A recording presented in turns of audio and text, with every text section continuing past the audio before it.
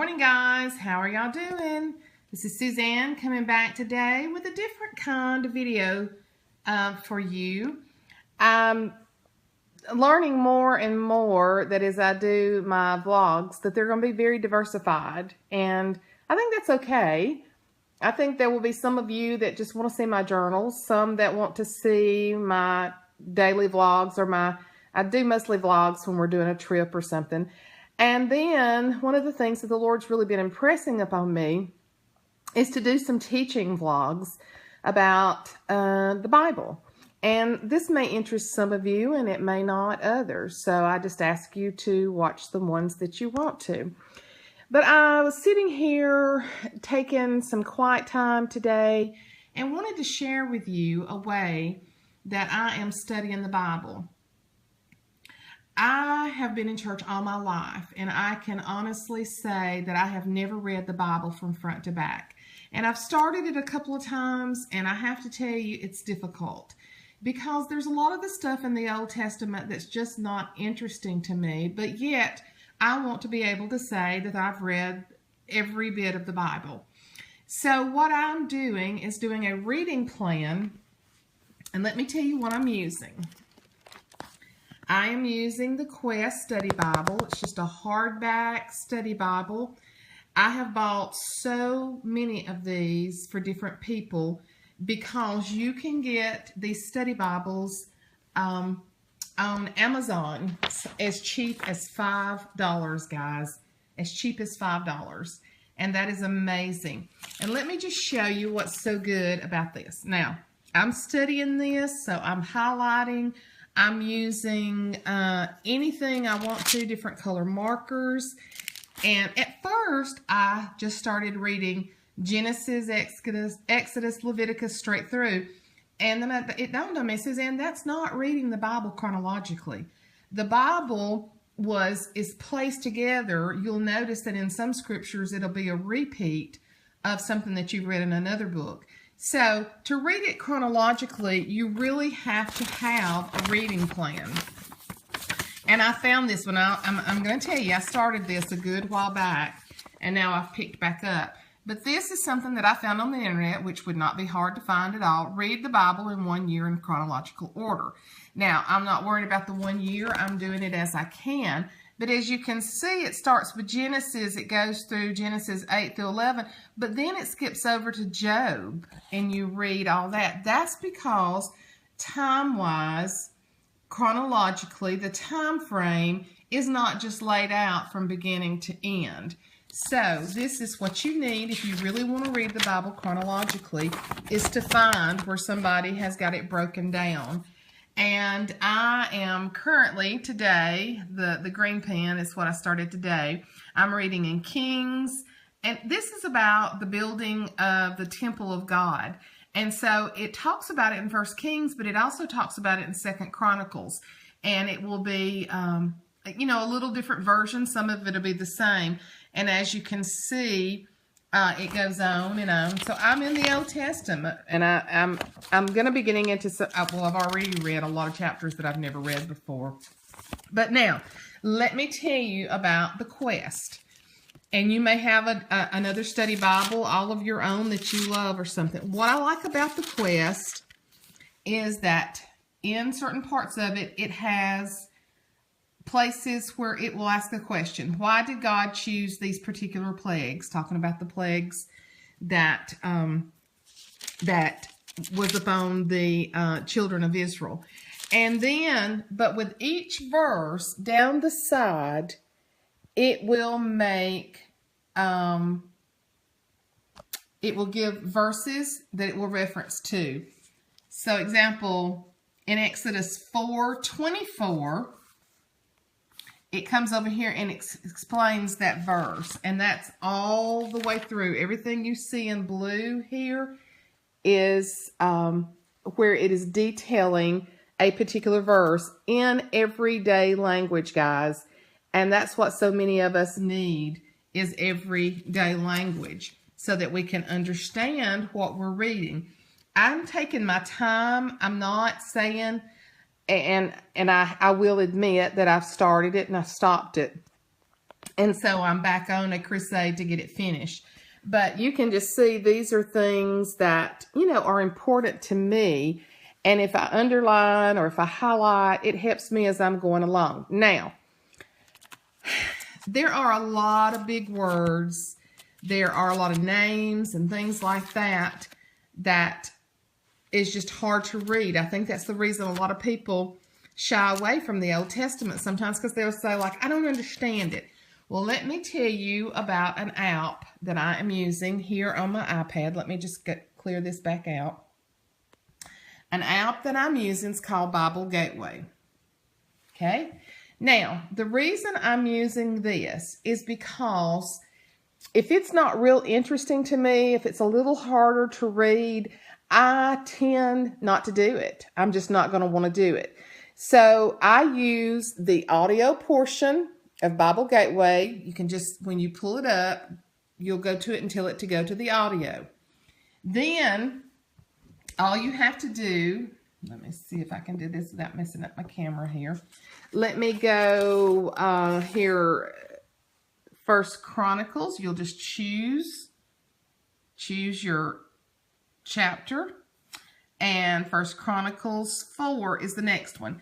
Now, there are different readers. I love Max McLean's voice, but you can choose from Max McLean or George Soros, or you can even get it in a dramatized form where people are acting it out. I use Max McLean.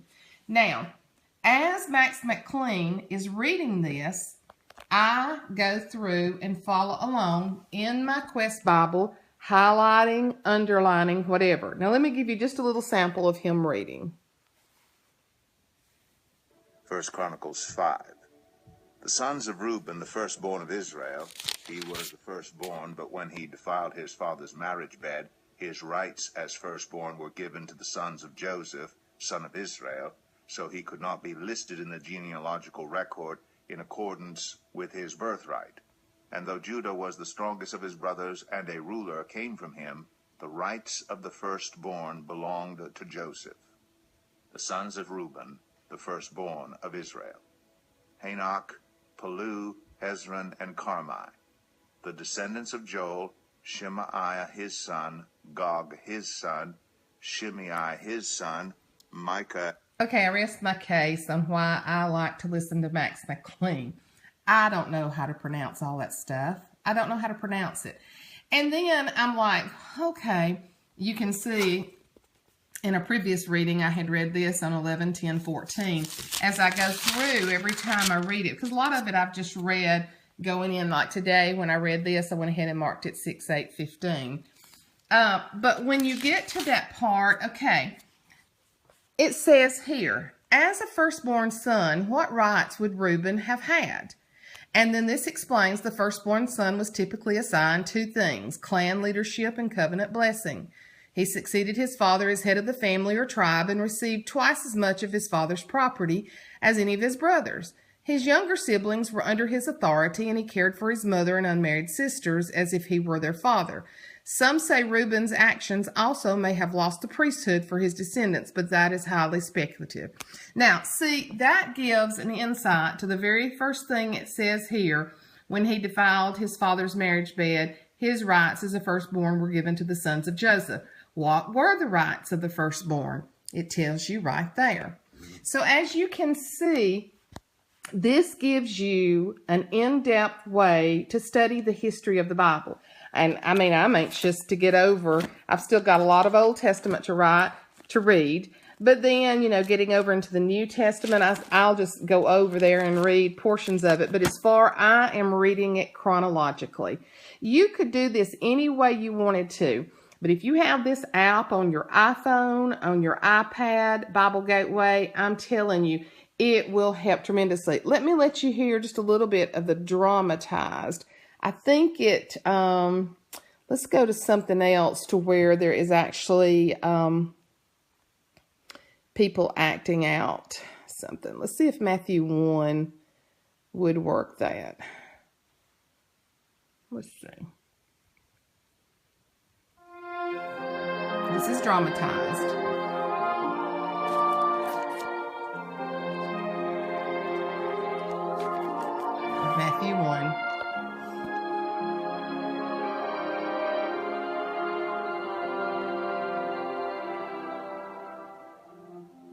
Matthew chapter 1. This is the genealogy of Jesus the Messiah, the son of David, the son of Abraham. Abraham was the father of Isaac. Isaac, and let's go to chapter 2, where they are actually talking out some things, and you'll hear them. Jacob, the father of Judah and his brothers. Judah, the father of Perez and Zerah. Chapter 2. Okay. This is After dramatized. Jesus was born in Bethlehem in Judea, during the time of King Herod, Magi from the east came to Jerusalem and asked, "Where is the one who has been born King of the Jews? We saw his star when it rose and have come to worship him." When King Herod heard this, he was disturbed, and all Jerusalem with him. When he had called together all the people's chief priests and teachers of the law, he asked them where the Messiah was to be born. "In Bethlehem in Judea," they replied, "for this is what the prophet has written. But you, Bethlehem, in the land of Judah, are by no means least among the rulers of Judah, for out of So you can hear there that they are actually acting it out. There is some background music and things like that. So, you could do whatever you wanted to, but that is the dramatized version of Bible Gateway. So, then also, as I'm going along, as the Lord leads me, I've showed that I had this prayer journal with me on the beach the other day. But, I may want to stop and write out a prayer. I may want to stop and write out a specific, something that, really touches me. I may want to do that as I'm writing, so it's good to have a book with you. But as you can see, I'm just sitting here. I know it's hard for a lot of you mothers and really active people to have quality time to really sit down and study like this. But I promise you that Bible Gateway will help you also. They have all kind of reading plans that you can go to there. That you can even do it all on there. I'm still the kind that there's actually the word where you can read it right there. And you may can do the audio. I don't know, though. I don't know. I haven't really checked out all the things that it will do because this works for me. I still like a real Bible that I can write in. I know a lot of people in church use their iPhones and their iPads. I want to leave a Bible behind where my children and my grandchildren can see where I studied the Word of God. And I'm old-timey when it comes to that. I'm old-fashioned. I still like an actual book. I don't even read books online because I like a book. So that's just me. You may choose that you just want to read it on that, but Bible Gateway. And I know there's a lot of good versions, but I love the audio version on this. I love Max McLean's voice. It's very soothing to me. And he can pronounce all those hard words, and I just read along with him. So I just wanted to share that with y'all today. I think it's an incentive to get you to study the Word of God, and especially if somebody else is reading it out loud for you to follow along. And then if you have a study Bible, and another thing that's really neat, this gives the Old Testament chronological, what all happened, the creation, the fall, the flood, the Tower of Babel, and all that. And what I really like about this too, and you can tell this one's really worn, but at the beginning of each book, it tells also why read this book, who wrote this book and when. What period of history does it cover? Why was it written? To whom was it written? And what to look for in Genesis. I kind of taken for granted throughout the years who wrote what. I had it in my mind years ago that David wrote all the Psalms. And David didn't write all the Psalms. He wrote a lot of it, but he didn't write all of them. So this is good. I bought these little plastic tabs at my Christian bookstore just so that I can flip to each new book very easily. You can see here in Judges, I did a lot of studying. A lot of things were speaking to me there. But I just bought these little tabs. And like I said, there are a lot of newer. I bought my son-in-law and daughter new study Bibles from a Christian bookstore this year that was even newer than this. But I'm just telling you, if you're hard-pressed for money, go on half.com. That's H-A-L-F, half.com. It's a part of eBay. You can get these Quest Bibles for $5. I have bought so many. Some of them are more, but you can find these. I taught a Bible study at the college where I worked, and I gave out so many of these to young people, and I have young people still to tell me that they still have it. So it's a good one, and there's a lot of good ones out there. There may be one that you like even better, but this is strictly my study Bible. And I was just sitting here studying today, and I thought, I want to share with people how I'm studying. I want to share how it's easier for me to do it. And you may not want to read it chronologically. You may just want to read a whole book at a time. Use Bible Gateway and let them read it to you if you have a hard time focusing. A lot of us try to read the Bible sometimes in the evening after we've worked all day and we're very tired and our mind doesn't want to focus. By someone reading it to you and you being able to follow along allows you to really, the hard part's on them reading it, and you're able to sit and listen and to absorb it, but still see it for your own self, see it in your own Bible. So you could even, listen to it on iPad, read it on your iPhone, or right the opposite. So I just hope this touches some of you. I hope it helps you. Let me know if you have any questions or anything about it. I hope I haven't left out any part.